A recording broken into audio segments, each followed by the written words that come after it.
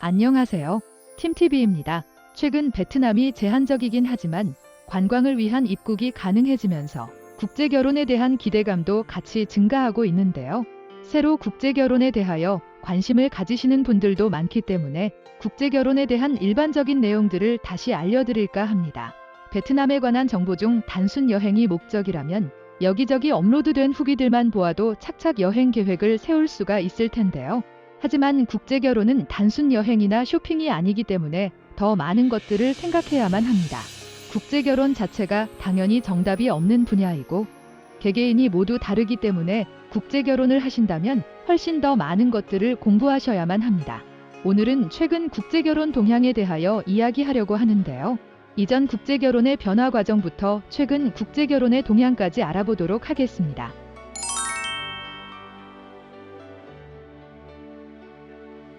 국제결혼은 오래전부터 존재하였습니다. 한국이 일본에 의해 핍박받던 시기와 남북이 갈라지는 역사의 흐름 뒤에 가난할 수밖에 없었던 시절을 한국인이라면 누구나 기억할 것입니다. 이러한 역사적 배경 때문에 그 당시 우리나라의 여성들은 상대적으로 잘 사는 나라인 미국과 같은 선진국으로 시집을 가던 시절이 있었죠. 시간이 지나 한국은 점점 안정화되고 한때 아시아의 용이라 불릴 만큼 발전했는데요. 생활은 안정이 되었지만 남녀 성비 불균형과 여러 가지 다양한 상황과 조건에 따라서 결혼을 못하는 남성들이 생기게 되었고 그에 따라 국제결혼 중개업이 생겨난 것이죠. 다시 말하면 한국이 현재는 경제적으로 그만큼 성장했다는 것입니다. 이때 결혼을 성사시켜야만 돈이 되는 중개업체는 중국의 조선족을 우선순위에 두었는데요. 가난하지만 한국어를 할 수 있기 때문입니다. 지금은 여성들이 결혼 비자를 받기 위해서는 한국어 능력을 평가받아야만 하는데요. 초창기 국제결혼을 하는 남성들은 대부분 시골 농촌 총각들이었기 때문에 언어가 통한다는 것은 큰 장점일 수밖에 없었습니다. 하지만 이 당시의 문제점은 신랑과 신부 모두의 정확한 정보도 서로에게 제공하지 않았고 누가 누군지도 모를 정도로 다수의 신랑과 다수의 신부가 뒤섞여 한자리에서 선을 보고 결혼을 결정하였습니다. 당연히 잘 사는 나라에 대한 로망을 가지고 시집온 신부가 실망하는 경우도 많았고 신랑에게 돈만 요구하는 신부도 있었으며 신랑 하나만을 믿고 건너온 신부에게 폭력을 가하는 신랑도 있었습니다. 국제결혼의 이러한 여러 가지 문제점들이 사회적으로 이슈화가 되었고 이러한 이유로 많은 분들이 국제결혼에 대한 안 좋은 인식들을 많이 가지고 계십니다. 사회적으로 문제가 되기도 하고 결국 국가 간에도 안 좋은 영향을 미치기 때문에 정부에서는 그 대책으로 2014년에 국제결혼법을 대거 수정하였는데요. 먼저 중개업체에 대한 정책으로 항시 1억 원 이상의 자본금 보유, 5천만 원 보증보험 가입, 국제결혼 종사자 교육 이수 등의 조건을 만족해야만 업체 등록이 가능합니다. 돈만 목적으로 회원과의 계약 내용과 다르게 결혼을 진행하는 업체를 제한함과 동시에 문제 발생 시 폐업 처리 후 잠수를 타버리는 악덕 업체를 제한하기 위한 장치인 것이죠. 또한 신랑의 자격 조건도 있는데요. 신랑의 가정폭력을 막기 위한 정책으로 범죄 이력을 증빙해야 하며 부양 가족 수에 따른 연간 일정 수준 이상의 수익 내역을 가지고 있어야 합니다. 2021년 기준으로는 2인 가구일 경우 약 1,850만 원 정도입니다. 신부의 경우에는 현지에서 신랑과 함께 성병과 정신병에 관련된 검사를 받아야 하며 일정 이상의 한국어 실력이 되거나 신랑과 원활히 소통이 가능하다는 것을 증빙해야만 결혼 비자를 승인받을 수 있습니다.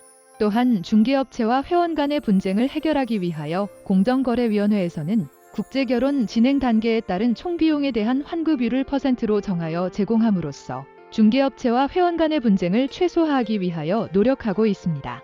이와 같이 여러 가지 제한 사항들이 생기면서 이전 3,000여 개의 중개업체가 300여 개로 줄어들고 그만큼 국제결혼 건수도 많이 줄어들었습니다.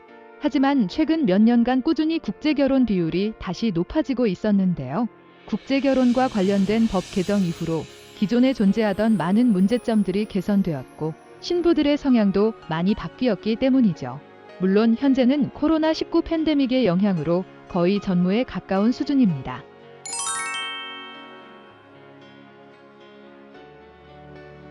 그렇다면 국제결혼에 대한 인식은 어떨까요? 많은 분들께서 하시는 질문인데요. 짧은 시간 동안 서로에 대한 질문만으로 서로 사랑에 빠지고 그 사랑만으로 결혼을 선택할 수 있을까요? 국제 결혼을 안 좋은 시선으로 바라보시는 많은 분들의 가장 기본이 되는 질문이죠. 우선 신랑의 입장에선 원하는 시간 내에 현실적인 방법이 없기 때문입니다.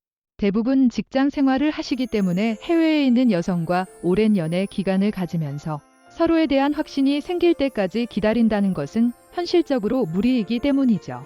또한 신부의 입장에선 한류의 영향으로 단순히 한국을 좋아하는 여성도 있지만 경제적인 여유와 좋은 환경에서의 삶을 원하는 여성도 많기 때문에 남성이나 여성 모두 성혼의 확률을 높이기 위해서는 자신이 바라는 상대방의 조건 모두를 충족하는 사람이 아니라 가장 중요한 조건이 만족된다면 다른 조건들은 조금 포기하셔야 하는 것도 현실입니다.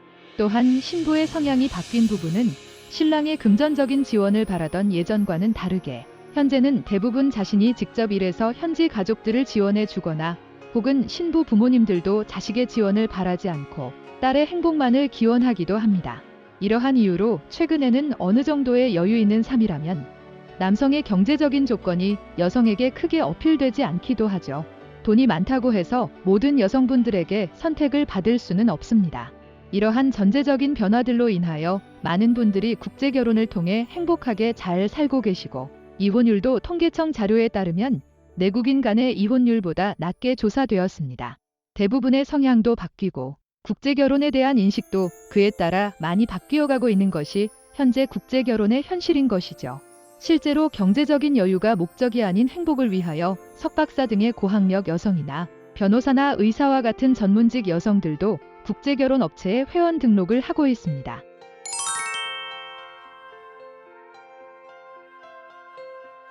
그렇다면 현재 한국 남성들은 어느 나라의 여성들을 가장 선호할까요? 매년 국제 결혼 건수를 기준으로 베트남, 중국, 태국의 순인데요. 여기서 중국은 이전에 가장 많은 국제 결혼이 이루어지던 나라이지만 2014년 법 개정 전에 많은 문제가 발생하여 점점 꾸준히 줄어들고 있습니다. 그렇다면 한국 남성들은 왜 베트남 여성들과 가장 많이 국제 결혼을 할까요? 베트남 여성과의 국제 결혼이 가장 많은 것은 다양한 이유가 존재하는데요. 먼저 동아시아적인 외모를 가지고 있어서 한국인과 많이 다르지 않고 문화적으로 오래전 한국과 비슷한 대가족 문화와 나이가 많은 어르신들과도 다정하게 어울리는 베트남 특유의 친근함, 주변 국가로부터 억압받았던 역사가 있는 동질감 등의 많은 부분에서 한국 사람들과 잘 어우러지기 때문입니다. 당연히 한국과 다른 문화와 상식의 선을 가지고 있기도 하지만 수십 년간 서로 다르게 살아온 삶을 틀렸다고 지적하는 것보다는 다르다는 것을 인정하고 서로 적응하고 존중하며 맞춰가는 것이 국제 결혼의 기본인 것이죠. 오히려 이런 부분에서 다른 나라 여성들과의 국제 결혼보다는 베트남이 더 한국 사람들에게 친숙하다는 것도 베트남 국제 결혼을 선호하는 이유가 되겠죠. 물론 국가보다는 어떤 여성을 만나느냐가 더 중요하지만요. 그럼 태국은 어떨까요? 베트남도 물론 대도시에서는 점점 더 늦게 결혼하는 것이 일반화되어 가고 있지만 보통 23에서 24살 정도만 되어도 노처녀 소리를 듣곤 합니다. 태국도 한국에 비해서는 일찍 결혼하는 편이지만 현재 교육 수준이나 경제적인 면에서는 베트남보다 조금 더 안정된 나라이다 보니 국제 결혼을 하는 여성들의 나이가 20대 초반이 대부분인 베트남에 비해서 조금 높은 편입니다. 그래도 20대 중후반에서 30대 초반의 젊은 세대죠. 태국의 경우에도 해마다 국제 결혼 건수가 증가하고 있습니다. 하지만 코로나19로 인하여 현재 대부분의 국제 결혼이 제대로 진행되지 않는데요. 현재도 베트남은 백신 여권을 이용하여 입국은 가능하지만 격리를 하거나 그에 준하는 수준에서의 제한된 관광만이 허용되고 있습니다. 국제 결혼을 진행하기 위해서는 지역 간 이동이 보장되어야만 하는데 현재까지는 그러한 부분에서 진행이 불가능한 것이죠.